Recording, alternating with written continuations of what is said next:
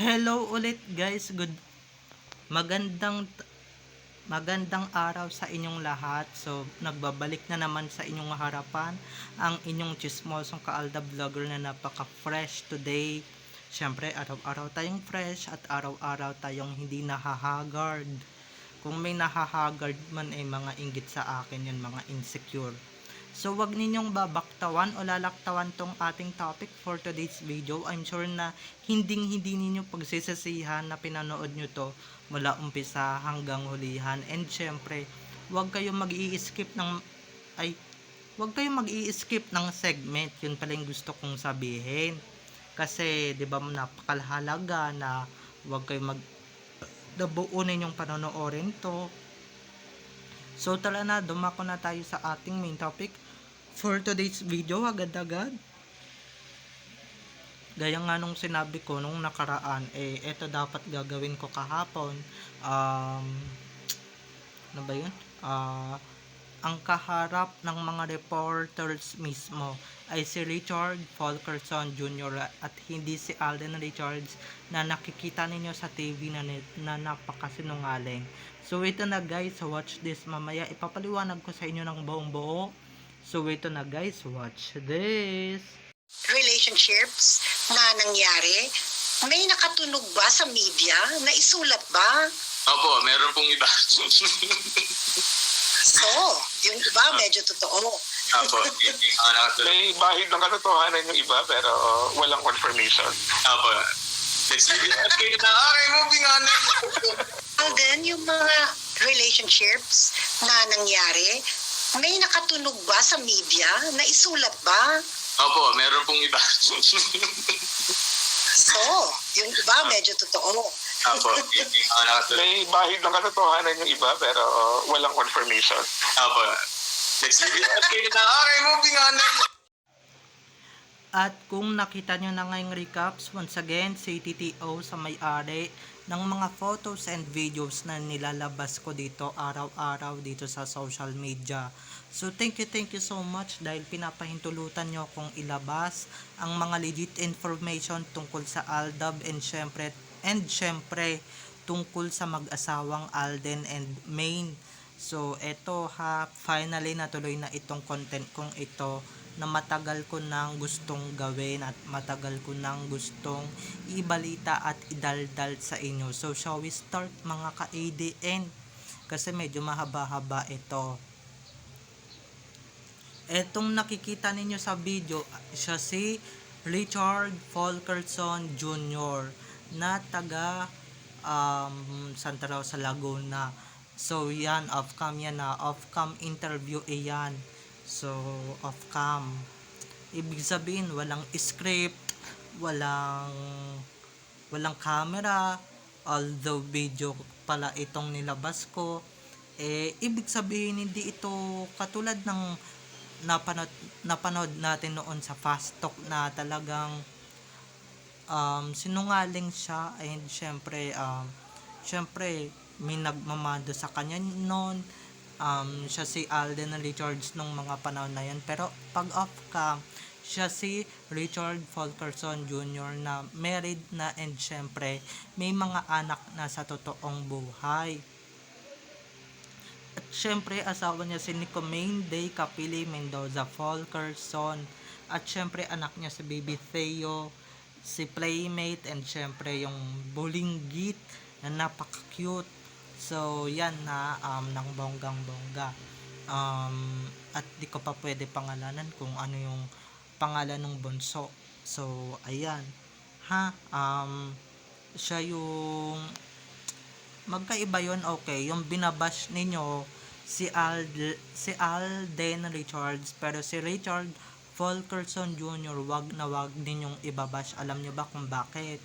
Dahil ako makakalaban ninyo. Dahil yun na yung personal niyang buhay and syempre ano niya na yon, totoo niya ng personal yun. Pagka hindi na siya nakaharap sa camera, hindi na siya nagpapasinungalingan or hindi na siya nagsisinungaling, siya na si Richard Fulkerson Jr. na taga Barangay Dila at wala nang iba pa, diba? Kaya kayo din naman, isip-isip din naman kayo talaga ng bonggang-bongga kung ano ba talaga yung nasa isip at nasa puso ninyo, okay?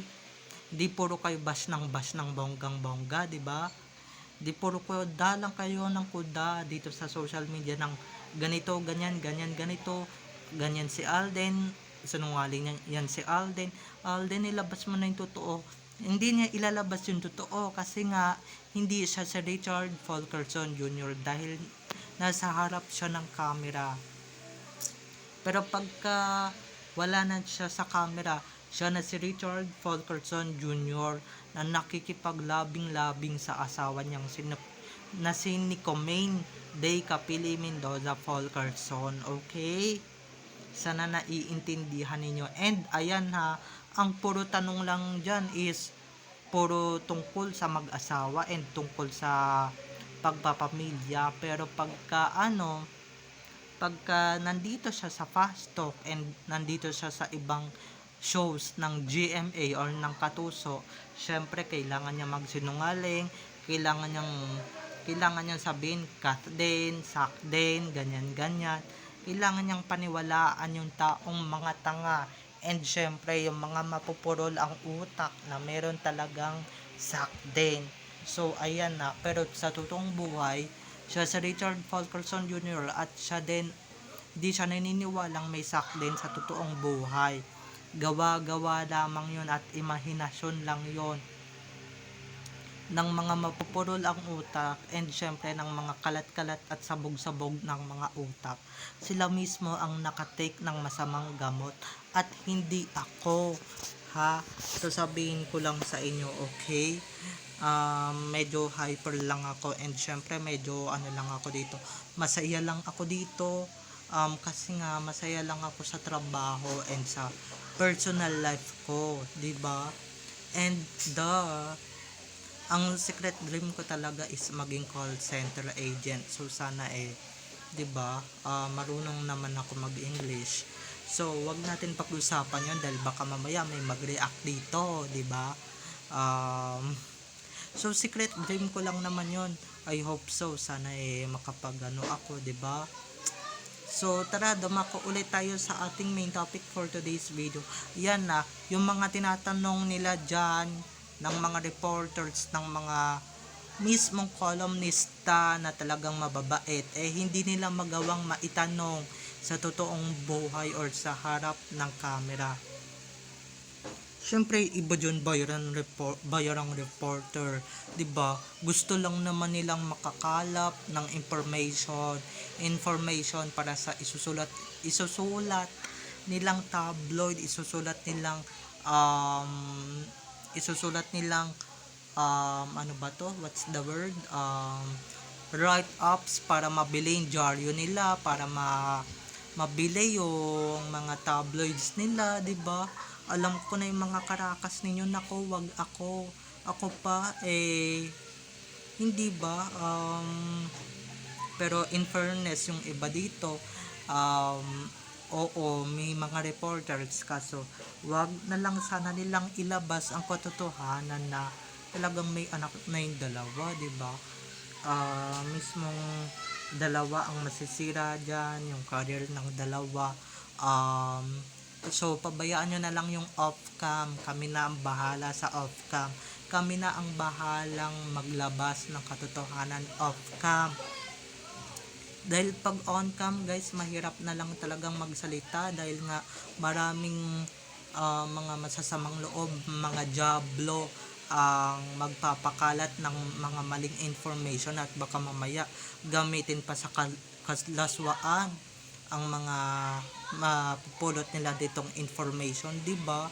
So ako lang ha, ingat tayo sa mga ganyang mga tao or sa mga information na ganyan, at piliin natin yung mga pagkakatiwalaan nating mga reporters kasi mahirap na sa panahon ngayon, mga ka-ADN na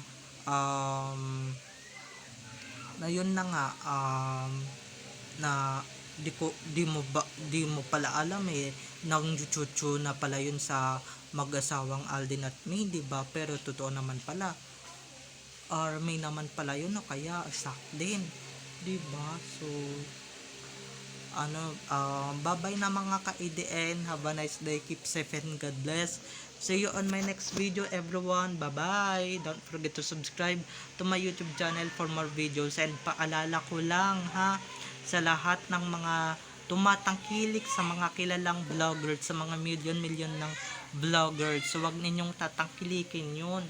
Lalong-lalo na yung mga kabataan na gaya ko, na yung iba dyan nagsusugal na, hindi na nagtatrabaho, pinagkakakita na lang yung sugal, nalululong na sa sugal. So wag ninyong gagayahin ang mga nagpo-promote, or wag ninyong tatangkilikin yung mga nagpo-promote ng mga ganon. Okay, so bye-bye na, have a nice day, keep safe and God bless. Bye. Relationships na nangyari, may nakatunog ba sa media? Naisulat ba? Opo, meron pong iba. So, yung iba medyo totoo. Opo, yung mga nakatulog. May bahid ng katotohanan yung iba pero walang confirmation. Opo. Let's review. Okay na. Okay, moving on. Alden, yung mga relationships na nangyari, may nakatunog ba sa media? Naisulat ba? Opo, meron pong iba. So, yung iba medyo totoo. Opo, yung mga nakatulog. May bahid ng katotohanan yung iba pero walang confirmation. Opo. Let's review. Okay na. Okay, moving on.